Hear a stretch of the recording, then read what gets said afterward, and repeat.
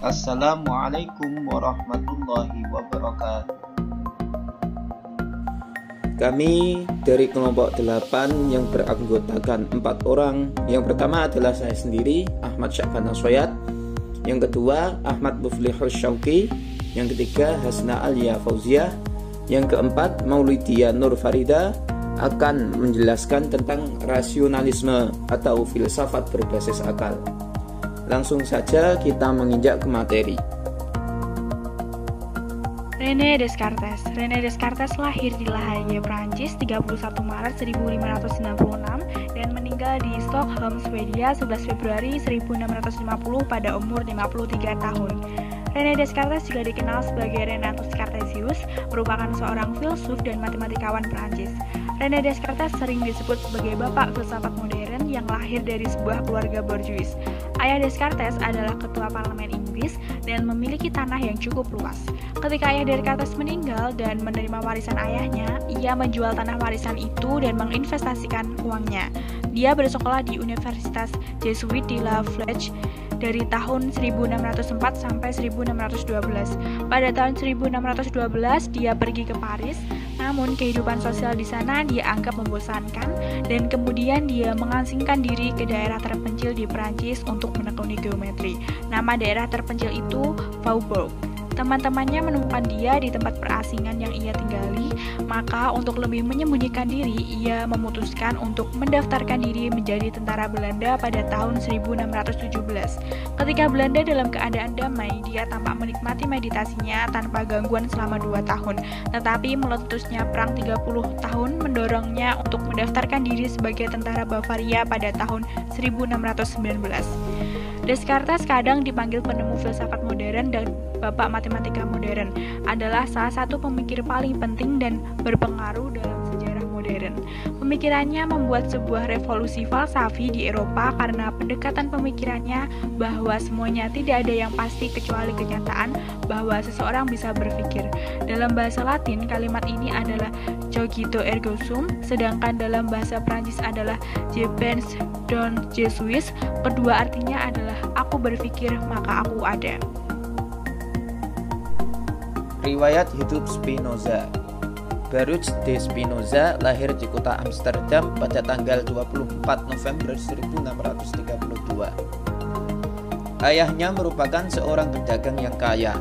Pada masa kecilnya, Spinoza telah menunjukkan kecerdasannya sehingga banyak orang yang mengatakan bahwa ia bisa menjadi seorang rabi. Dalam kehidupannya, ia tidak hanya belajar matematika dan ilmu-ilmu alam. Ia juga mempelajari bahasa Latin, Yunani, Belanda, Spanyol, Prancis, Yahudi, Jerman, dan Italia. Pada usia 18 tahun, Spinoza membuat marah komunitas Yahudi karena ia meragukan kitab suci sebagai wahyu Allah. Akhirnya, pada tahun 1656, Spinoza dikucilkan dari sinagoge. Tidak hanya kelompok Yahudi yang mengucilkan Spinoza, keluarganya pun turut mengucilkan dirinya. Akhirnya, ia mengganti namanya dengan Benedictus de Spinoza sebagai tanda kehidupan barunya.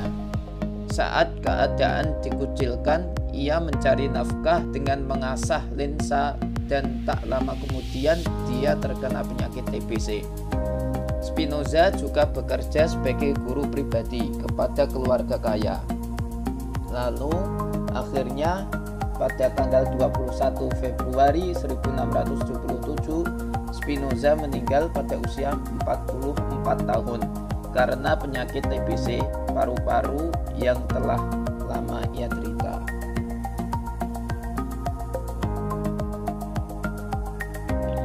Filsafat Pateisme Spinoza. Pateisme merupakan sebuah pandangan bahwa segalanya dalam alam semesta atau identik dengan Tuhan. Dalam tentang pemikiran tentang ketuhanan, panteisme adalah lawan paling ekstrim dari ateisme. Karena ketika ateisme menekankan pada pesimisme dan ketiadaan Tuhan, maka dalam panteisme Tuhan bersifat imanen. Ia meresapi apapun yang ada di dunia dalam konteks pikiran Spinoza. Di Tidak ada yang absolut ataupun bebas karena pikiran ditentukan oleh hal lain, yang juga ditentukan oleh yang lain, dan begitu seterusnya. Pada titik ini, Spinoza mempertegas bahwa pikiran manusia adalah bagian dari alam, dan alam adalah identik dengan Tuhan. Walaupun panteisme saat ini merupakan salah satu aliran filsafat yang mengemuka, namun pada awalnya kehadiran imanensi Tuhan dianggap sebagai pandangan sesat. Giordano Bruno, seorang filsuf biarawan yang memberikan pengaruh besar dalam pemikiran Spinoza, dibakar karena menyebarkan pandangan imanensi dan ketidakterbatasan Tuhan. Dalam panteisme, sifat ilahiyah yang meresap dalam setiap wujud alamiah menjadikan kebenaran hakiki tidak terletak di atas yang tidak terjangkau, tapi tersirat dalam tatanan alam anaturan atau natural order.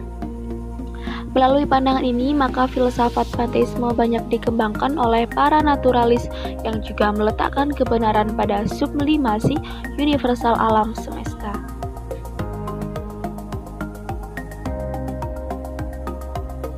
Faham rasionalisme.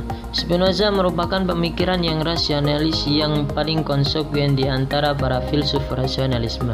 Spinoza berusaha mengonstruksikan sebuah metafisika dan etika morgeometrikos secara geometris dengan kepastian a priori yang mutlak, bebas dari segala unsur empiris maupun kebetulan.